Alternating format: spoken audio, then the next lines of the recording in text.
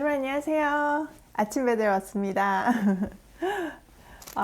저는 요즘 연말이면 워낙에 회사들이 바쁘잖아요. 그러니까 저희는 또 패션 회사다 보니까 유난히 바빠요. 그런데 이제 지금 현재도 그렇지만 미래를 생각해야 되니까 그런 어떤 문제들을 풀고 있어요. 굉장히 어려운 문제들을 풀고 있는데 하다 보면 여러분 그런 생각이 들잖아요. 정말 최선을 다해서 노력하는데 제자리 걸음인 것 같기도 하고 과연 이대로 갈 수 있을까? 이런 생각도 들기도 하고 그런 거 있잖아요. 저도 그랬거든요. 그래서 주말을 지나면서 이런저런 생각들을 하고 정리를 하고 하다가 되게 많이 이렇게 마음이 다운이 되는 건 거예요. 과연 할 수 있을까? 이런 생각이 저를 사로잡았었어요. 그러면서 내가 갖고 있는 질문들을 하나님한테 던지고 잠이 들었습니다.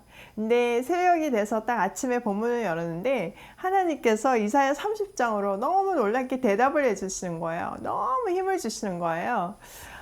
그래서 정말 말씀이 생명줄이구나. 그리고 또 오늘도 그 말씀으로 주신 그 약속을 붙들고 제가 나아가게 됐거든요. 그 비밀을 여러분에게 전해주고 싶습니다. 오늘 이사야 30장인데 진짜 재밌어요. 한번 같이 볼까요? 이사야 30장의 배경은요, 북이스라엘을 아수르가 먹고 남방 유다를 엄청 압박하고 있을 때예요. 자, 아수르에게서 벗어나려고 하면 어떻게 해야 돼요? 하나님께서 아수르를 몽둥이로 지금 사용하고 계시잖아요. 그러면 하나님께 엎드려야 되는데 이스라엘 사람들은 자기의 지혜로 인간적인 계산을 합니다. 아수르에 그래도 견줄 만한 나라가 애굽이라고 생각을 한 건 거예요. 그래서 외교 정책을 핍니다. 애굽에게 요청을 하는 거죠. 도움을 요청하는 건 거죠. 이런 이야기가 여기 앞부분에 있고 하나님은 거기에 대한 말씀을 주시고 또 안 듣자 심판하시고 또 회복해주는 그런 이야기, 또 결국은 방망이로 사용했던 아수르를 심판하실 거라는 그 이야기가 이사야 30장의 이야기입니다. 한번 들어가서 볼게요. 자, 1절. 여호와께서 이르시되 패역한 자식들은 화 있을진저 그들이 계교를 베푸나 나로 말미암지 아니하며 맹약을 맺으나 나의 영으로 말미암지 아니하고 죄의 죄를 다하도다. 네, 너무 정치적으로 인간적인 방법으로 하나님한테 묻지 않고 자기 뜻으로 했다, 그 얘기를 하시는 건 거죠. 2절. 그들이 바로의 세력 안에서 스스로 강하려 하며 애굽의 그늘에 피하려 하여 애굽으로 내려갔으나 나의 입에 묻지 아니하였도다. 예, 애굽하고 애굽 정책을 지금 피려고 한다, 그 얘기를 하는 건 거잖아요. 근데 하나님한테 한마디도 묻지 않고 그 일을 했다는 건 거죠. 그러므로 바로의 세력이 너희의 수치가 되며 애굽의 그늘에 피함이 너희의 수욕이 될 것이라. 니네가 지금 애굽이 믿을 구석인지 알고 붙잡지만 그게 오히려 너희에게는 수치가 될 것이다, 이 얘기를 하는 겁니다. 4절. 그 고관들이 소환이 있고 그 사신들이 하네스에 이르렀으나 그들이 다 자기를 유익하게 하지 못하는 민족으로 말미암아 수치를 당하리니 그 민족이 돕지도 못하며 유익하게도 못하고 수치가 되게 하여 수욕이 되게 할 뿐임이라. 이렇게 얘기하세요. 그러니까 그들이 막 애굽을 높이 생각하고 그들에게 요청을 하지만 결국 아무것도 못하고 수치가 될 것이다. 그들은 도와주지도 못하고 오히려 그들에게 고통을 줄 것이다, 이 얘기를 하는 겁니다. 6절. 네겝 짐승들에 관한 경고라. 사신들이 그들의 재물을 어린 나귀 등에 싣고 그들의 보물을 낙타 안장에 얹고 암사자와 숫사자와 독사와 및 날아다니는 불뱀이 나오는 위험하고 공고한 땅을 지나 자기에게 무익한 민족에게로 갔으나. 자, 그들이요, 이제 하나님이 경고를 했음에도 불구하고 막 나귀, 낙타 등에다가 온갖 보물을 다 싸들고 지금 애굽으로 가는 건 거예요. 그러니까 그냥 도와달라면 안 되니까 조공을 바치는 건 거죠. 그런데 그 가는 길이 어떻게 했대요? 암사자와 숫사자와 독사와 날아다니는 불뱀이 있는 황무지고 엄청 위험한 길을 통과해서 애굽으로 갔다는 건 거예요. 사실 그 어려운 길을 갈 만한 어떤 용기가 있으면 사실 스스로 하면 되는 거고 하나님한테 의지하면 되는데 바보같이 그 무익한 민족에게 갔다는 건 거예요. 그 얼마나 그들이 무익한가 그 얘기가 7절에 있습니다. 애굽의 도움은 헛되고 무익하니라. 그러므로 내가 애굽을 가만히 앉을 라합이라 일컬었으니라. 이렇게 얘기하잖아요. 여기에 라합은 그 당시 고대 근동 지역에서 전설의 괴물이었습니다. 그러니까 전설 속에 있는 괴물이었잖아요. 그 괴물이 뭔가 힘을 쓰겠어요? 당연히 못 쓰죠. 이 애굽은 옛날에 그 애굽이 아닌 건 거야. 그 전설의 그 애굽이 아니라 지금은 마치 뭐 종이 괴물처럼 아무런 힘도 발휘하지 못하는 헛되고 무익한 그런 애굽이라는 거예요. 그때 당시 국제 정세를 보면 애굽은 스스로도 유지하지 못해서 굉장히 힘들 때인데 너무나 잘못 판단을 한 건 거죠. 8절에 하나님께서 이거를 기록하라고 하십니다. 볼게요. 이제 가서 백성 앞에서 서판에 기록하며 책에 써서 후세에 영원히 있게 하라. 하나님께서 지금 내가 가지 말라고 그랬는데 니네 간 거 이거 기록하라. 무익하게 될 거라는 거를 나중에 알게 될 거다. 이 얘기를 하는 겁니다. 자, 이거를 지금 서판에 기록해서 남겨서 후대 사람들이 시간이 지나야 사실 이 역사가 그대로 됐는지 밝혀지는 거잖아요. 말씀대로 됐는지를 보고 후대 사람들은 하나님을 제대로 알게 하라. 이 얘기인 건 거예요. 내가 진짜 참말을 했다는 것을 증거로 세울 것이다. 이 얘기인 건 거죠. 9절 대저 이는 패역한 백성이요 거짓말하는 자식들이요 여호와의 법을 듣기 싫어하는 자식들이라. 하나님 말씀을 진짜 듣기 싫어하는 사람들이라는 건 거예요. 그들이 선견자들에게 이르기를 선견하지 말라. 선지자들에게 이르기를 우리에게 바른 것을 보이지 말라. 우리에게 부드러운 말을 하라. 거짓된 것을 보이라. 이렇게 얘기하는 거예요. 선지자들은 하나님의 말씀을 대언하는 사람이잖아요. 근데 그 사람들한테 정치적으로 지금 백성들한테 듣기 좋은 말 좀 해주면 안 돼요? 우리한테는 너무 강한 말 하지 말고 듣기 싫은 법 얘기하지 말고 좀 달콤한 말 그냥 복 주신다. 애굽한테 붙어라. 그러면 회복될 거야. 이런 말 해달라는 겁니다. 말이 안 되죠. 자 11절 너희는 바른 길을 버리고 척경에서 돌이키라. 이스라엘의 거룩하신 일을 우리 앞에서 떠나시게 하라 하는도다. 그러니까 하나님 얘기 계속 하지 말라는 거예요. 바른 말 하지 말라는 거예요. 참 이런 안타까운 그러니까 진리가 있잖아요. 근데 그걸 안 본다고 그 진리가 행해지지 않는 게 아닌데 그거를 눈 가리고 아웅하고 싶어하는 이 이스라엘 백성의 안타까운 모습을 볼 수 있습니다. 12절 이러므로 이스라엘의 거룩하신 이가 이같이 말씀하시되 너희가 이 말을 업신여기고 압박과 허망을 믿어 그것을 의지하니 이 제약이 너에게 마치 무너지려고 터진 담이 불쑥 나와 순식간에 무너짐 같이 되리라 하셨은즉.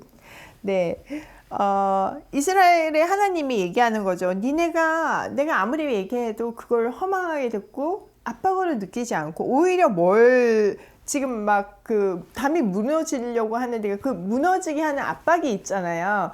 근데 그 압박을 오히려 붙잡으려고 하는 건 거예요. 담을 바로 세워야 되는데 무너뜨리려는 그 압박을 붙잡으니까 더 무너질 수밖에 없는 거죠. 더 빨리 무너질 수밖에 없는 거죠. 그런 허망한 상황이다. 결국은 다 무너질 거다. 이 얘기를 하시는 겁니다. 어느 정도로 무너지나 14절을 보세요.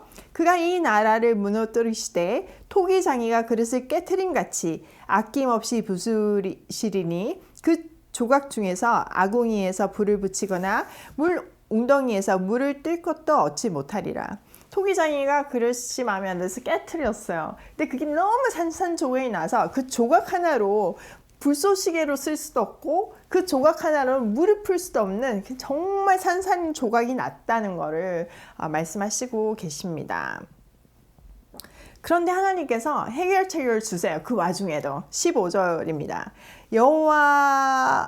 주 여호와 이스라엘의 거룩하신 이가 이같이 말씀하시되 너희가 돌이켜 조용히 있어야 구원을 얻을 것이요 잠잠하고 신뢰하여야 힘을 얻을 것이거늘 너희가 원하지 아니하고 이렇게 얘기하는 거예요. 무슨 말이냐면 너희 지금이라도 마음을 돌이키고 조용히 하나님의 구원을 구하라. 잠잠하고 하나님의 말씀을 신뢰해서 힘을 얻어라. 지금이라도 늦지 않았다. 이 얘기를 하시는 거예요. 그런데 16절 그들은 어떻게 행하나 보세요. 이르기를 아니라 우리가 말 타고 도망하리라 하였으므로 너희가 도망할 것이요 또 이르기를 우리가 빠른 짐승을 타리라 하였으므로 너희를 쫓는 자들이 빠르리니 한 사람이 꾸짖은즉 천 사람이 도망하겠고 다섯이 꾸짖은즉 너희가 다 도망하고 너희 남은 자는 겨우 산꼭대기 깃대 같겠고 산마루 위에 깃이 같으리라 하셨느니라. 이렇게 얘기하는 거예요. 하나님이 내 말 신뢰하면 지금이라도 은혜 베풀게. 그런데 이 순간에 그렇게 경고를 주셨는데 이 순간에도 자기 힘으로 해보겠다는 거예요. 하나님 필요 없으니까 내 힘으로 일단 해볼게요. 어떻게 하냐? 말 타고 도망가겠다는 건 거죠. 빠른 말로 가겠다는 건 거예요. 그런데 그들을 더 빨리 쫓아오는 사람들이 있어가지고 다 흩어질 것이라는 거예요. 마치 군대가 진을 쳤잖아요. 근데 다 도망가고 나서 그 깃발만 여기는 무슨 군대입니다 이러면서 깃발 꼽아 놓잖아요. 그 깃발만 휘날리는 것 같이 이렇게 허망한 상황이 벌어질 거다 이 얘기를 하는 겁니다. 다 도망간다는 거예요. 18절 근데 하나님이 여기서 멈추시면 하나님이 아니신 건 거죠. 그럼에도 불구하고 하나님이 때에 회복하시게 하신다는 겁니다. 그러나 여호와께서 기다리시나니 기다려주신대요. 이는 너희에게 은혜를 베풀려 하시며 일어나시리니 이는 너희를 긍휼히 여기려 하심이라. 대저 여호와는 정의의 하나님이시라. 그를 기다리는 자마다 복이 있도다. 이렇게 얘기하는 거예요. 하나님께서 기다려주신대요. 근데 기다려주시고 그 다음에 어떻게 하시냐면은 은혜를 베풀려고 일어나시고 긍휼을 베풀려고 하신다는 겁니다. 그래서 그를 기다린 모든 사람에게 복을 주신다는 얘기를 하십니다. 19절 시온에 거주하며 예루살렘에 거주하는 백성아 너는 다시 통곡하지 아니할 것이라. 그가 내 부르짖는 소리로 말미암아 내게 은혜를 베푸시되 그가 들으실 때 내게 응답하시리라. 네, 예루살렘에 있는 사람들이 그 삶의 고통으로 인해서 부르짖는데 하나님께서 듣지 않겠다고 하셨잖아요. 지금까지는. 근데 다시 하나님의 백성과 하나님의 관계가 회복이 된 건 거예요. 그래서 이제는 부르짖으면 들어주시는 부르짖으며 응답하시는 하나님의 그 관계가 다시 회복될 것이다. 이 얘기를 하시는 겁니다. 너무 아멘이지 않아요? 자, 20절 주께서 너희에게 환난의 떡과 고생의 물을 주시나 내 스승은 다시 숨기지 아니하시리니 내 눈이 스승을 볼 것이며. 자, 물론 고난을 통과하게 했어요. 왜냐하면 하나님을 가리키기 위해서. 그런데 그 뒤가 너무 중요해요. 스승을 숨기지 않겠대요. 그리고 스승을 다시 보게 할 거래요. 여기서 스승은 하나님이십니다. 더 나아가 성령 하나님. 결국 성령 하나님께서 우리 안에 내주하셔서 하나님을 보게 하시고 모든 것을 깨닫게 하시잖아요. 진리 가운데로 인도하시잖아요. 네, 그 얘기를 하시는 겁니다. 21절 보세요. 너희가 오른쪽으로 치우치든지 왼쪽으로 치우치든지 내 뒤에서 말소리가 내게 들려 이르기를 이것이 바른 길이니 너희는 이리로 가라 할 것이며. 이게 성령님께서 우리한테 하시는 건 거잖아요. 우리가 바른 길로 가지 않을 때 그 내주하시는 성령님께서 우리한테 이 길은 옳지 않아. 바른 길로 가. 이렇게 하면서 인도하시잖아요. 그렇죠? 그 이야기가 21절에 있는 겁니다. 자, 22절 또 너희가 너희 조각한 우상에 입힌 은과 부어 만든 우상에 올린 금을 더럽게 하여 불결한 물건을 던진같이 던지며 이르기를 나가라 하리라. 자, 지금까지는 왜 벌을 받았나? 하나님을 인정하지 않고 우상을 섬겼잖아요. 그런데 그들이 붙잡고 있던 그 우상, 재물, 권력, 명예, 어쨌든 자기가 붙잡고 있던 모든 우상을 버리는 건 거예요. 하나님의 은혜를 경험하고 긍휼하심을 경험하고 그 사랑하심에 감격하고 나니까 자기가 붙들고 있던 그 우상이 nothing, 아무것도 아니라는 것을 깨달은 건 거예요. 그래서 그것을 집어 던지는 건 거예요. 여러분, 하나님을 깊이 만난 사람은 자기가 갖고 있던 모든 것을 내려놓고 하나님께 올인하는 거 많이 보셨잖아요. 그 이야기가 이 얘기인 건 거예요. 자, 23절. 내가 땅에 뿌린 종자에 주께서 비를 주사 땅이 먹을 것을 대며 곡식이 풍성하고 기름지게 하실 것이며 그날에 내 가축이 강활한 목장에서 먹을 것이요 밭가는 소와 어린 나귀도 키와 새스랑으로 까부르고 맛있게 한 먹이를 먹을 것이며 이렇게 얘기하고 있어요. 아, 이게 얼마나 은혜가 돼요. 자, 우리가 사실 뿌린 대로 거둘 수 있으면 그 감사한 건 거잖아요. 대부분은 열심히 노력하는데 그만큼 수확을 얻을 수가 없잖아요. 왜냐하면 이 세상은 그런 악이 가득하고 그런 어떤 공정한 사회가 아니기 때문에 그럴 수밖에 없어요. 그래서 빈익빈 부익부, 가진 사람은 더 쌓기가 쉽고 없는 사람은 계속 더 어려울 수밖에 없는 그런 사회 구조잖아요. 그런데 우리가 씨를 뿌렸는데 풍성히 거둘 수 있게 된대요. 여러분, 우리가 열심히 노력해서 일을 하는데 일한 만큼 보상을 받을 수 있고 그것보다 충만하게 받을 수 있는 것만큼 감사한 게 어디 있어요. 제가 오늘 고민하던 그 모든 것에 대한 답, 하나님을 붙들면 이런 복을 주실 거라는 확신을 주시더라고요. 그러면서 그뿐만 아니라 그러니까 곡식을 뿌린 거를 거두는 것뿐만 아니라 내가 지금 은혜가 충만하잖아요. 그러니까 하나님의 사랑을 충만하게 느꼈잖아요. 그러면 이 사랑은 나한테 고이지 않고 넘쳐날 수밖에 없죠. 하나님께서 나한테 채워줄 수 있는 만큼만 주시는 게 아니라 쏟아 부어주시잖아요. 그러면 이 사랑이 넘치는데 가까이는 내가 키우는 가축들이 배불리 먹을 수 있을 만큼 내가 하다못해 그 사료조차도 배불리 주는 건 거예요. 그러니까 내 주위가 복을 받게 되는 이런 역사가 일어난다는 거예요. 어떻게 할 때? 하나님과 나의 관계가 회복될 때. 너무 감동이지 않나요? 자, 25절. 크게 살육하는 날 망대가 무너질 때 고산마다 줄년마다 그 뒤에 개울과 시냇물이 흐를 것이며 심판으로 메말렸던 강물이 다시 회복될 것이다. 이 얘기를 하는 거죠. 여호와께서 자기 백성의 상처를 싸매시며 그들의 맞은 자리를 고치시는 날에는 달빛은 햇빛 같겠고 햇빛은 7배가 되어 7날의 빛과 같으리라. 이러는 거예요. 여러분, 사랑에 빠진 사람은요, 온 세상이 아름답게 보이잖아요. 하나님을 깊이 만난 사람은요, 별것도 아닌 것에 감사하고 별것도 아닌 것에 충만할 수 있는 건 거예요. 하다못해 달빛이 막 햇빛같이 밝게 느껴지고 햇빛이 막 7배나 더 밝게 느껴지고 이런 아름다운 세상이 이 하나님하고 관계가 회복된 사람의 인생에 임한다는 얘기입니다. 하나님은 그 은혜의 표시로 우리에게 충만함을 주시는 것 같아요. 자, 27절.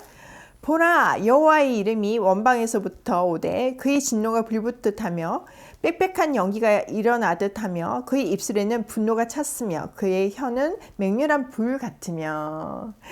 네, 그의 호흡은 마치 창일하여 목에까지 미치는 하수 같은즉 그가 멸하는 키로 열방을 까부르며 여러 민족의 입에 미혹하는 재갈을 물리시리니 너희가 거룩한 절기를 지키는 밤에 하듯이 노래할 것이며 피리를 불며 여호와의 산으로 가서 이스라엘의 반석에게로 나아가는 자같이 마음에 즐거워할 것이라.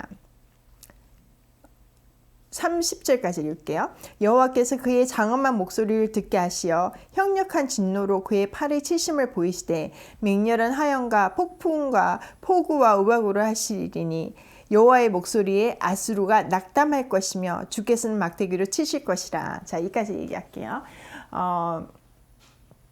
자, 이스라엘을 정신 차리게 하기 위해서 하나님께서 아수르라는 몽둥이를 치셨잖아요. 근데 이 몽둥이가 착해서 친 게 아니라 그냥 사용하셨잖아요. 근데 이 사용하실 때 만약에 아수르가 하나님이 나를 사용하시는 걸 깨닫고 하나님한테 은혜를 구하고 만약에 하나님을 예배했다면 아마 다른 결론이 있었겠죠. 근데 아수르는 어떻게 했어요? 교만했어요. 나 완전 잘났어. 완전 교만했죠. 그리고 필요 이상으로 이스라엘을 정말 처참하게 괴롭혔습니다.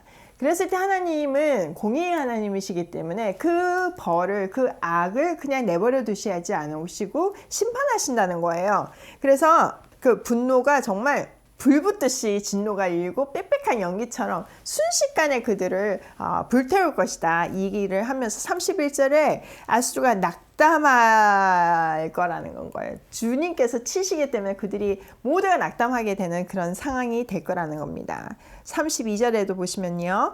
여호와께서 예정하신 몽둥이를 아수르 위에 더하실 것이며 속옷치며 수금을 탈 것이며 그는 전쟁 때에 팔을 들어 그들을 치시리라. 이렇게 얘기했어요.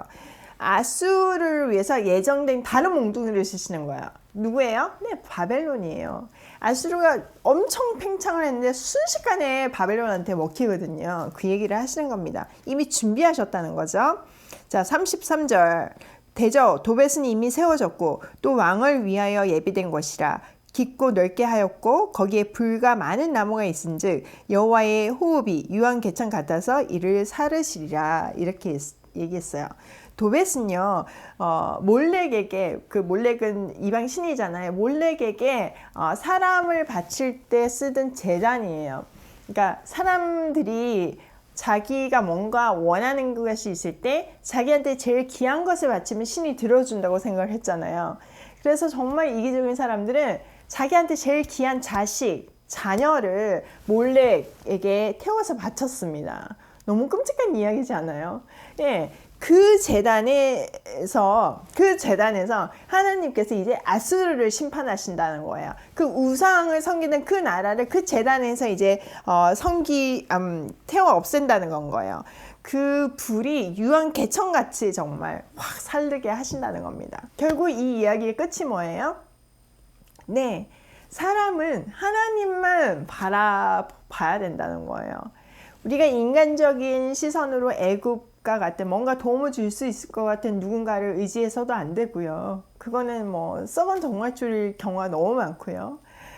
하나님이 기회를 주셨을 때 다시 돌이켜서 정말 하나님하고 관계를 회복하는 것과 또 그의 은혜를 받고 그의 긍휼하심을 받는 거가 우리가 충만하고 축복된 삶을 누리는 비결이라는 겁니다. 우리는 이 본문을 통해서 하나님만 붙잡아야 된다는, 하나님이 역사를 주관하신다는 사실을 다시 한번 기억해야 합니다.